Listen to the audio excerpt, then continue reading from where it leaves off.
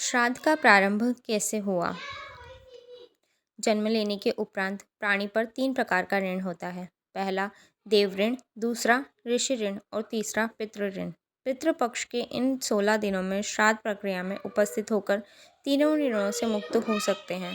किंवदंती है कि चंद्रमा की ऊर्ध्व कक्षा में पितृलोक स्थित है, जहाँ हमारे पितृ निवास करते हैं, जिन्हें हम आँखों से नहीं देख सकते। जीवात्मा जब स्थूल शरीर से पृथक होती है, उस स्थिति को हम मृत्यु कहते हैं। हिंदू मान्यताओं के अनुसार 1 वर्ष तक प्रायः सूक्ष्म जीव को शरीर नहीं मिलता।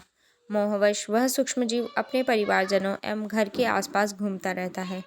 श्राद्ध कर्म करने से उस सूक्ष्म जीव को तृप्ति मिलती है। इस अनुष्ठान में जब हम श्राद्ध से ब्राह्मण को भोज्य पदार्थ खिलाते हैं तो पितृ तृप्त होते हैं।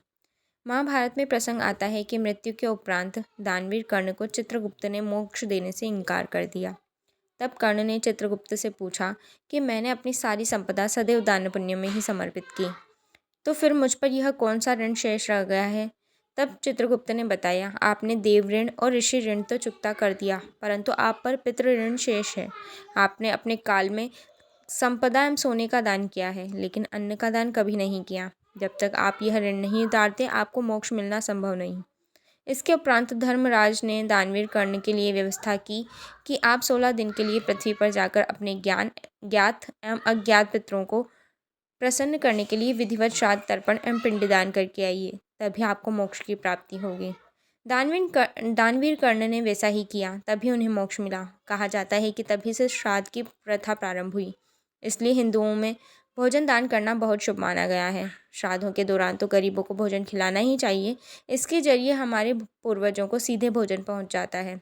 कहा जाता है कि इन दिनों यमराज की आज्ञा से आत्माएं जमीन पर आती हैं और अपने वंशजों की ओर से अर्पित किए गए भोजन को भोग करती है। एक अन्य पौराणिक कथा इस प्रकार है। एक बार 2 भाई थे, जोगी और भोगे। जोगी अमीर था और भोगे गरीब। एक बार श्राद्ध का वक्त था तो अमीर भाई की पत्नी ने उससे श्राद्ध करने को कहा, लेकिन उसने यह व्यर्थ है कहकर टाल दिया। ऐसा करने पर अमीर भाई की पत्नी ने सोचा, अगर श्राद्ध नहीं किया तो लोग बातें बनाएंगे। इसके लिए ऐसा करती हूँ कि मायके वालों को दावत पर बुला लेती हूँ और अपनी शान दिखाती हूँ। वहीं अमीर भाई की पत्नी ने श्राद्ध पर मदद करने के लिए गरीब भाई भोगे की पत्नी को बुलाया। श्राद्ध का दिन आया तो भोगे की पत्नी पूरा दिन काम पर लगी रही। पूर्वजों के लिए खाना बनाया, लेकिन जैसे ही उनके पूर्वज खाने आए तो क्या देखा कि वहाँ पर तो अमीर भाई के ससुराल वाले खा रहे हैं।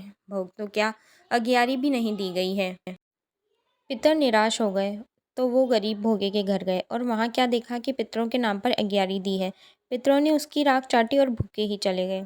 सबने आपस में बातें की और कहा कि अगर भोगा अमीर होता तो उन्हें भूखा नहीं रहना पड़ता। पितरों को उस पर दया आई और उन्होंने भोगे के घर धन आ जाए कहा।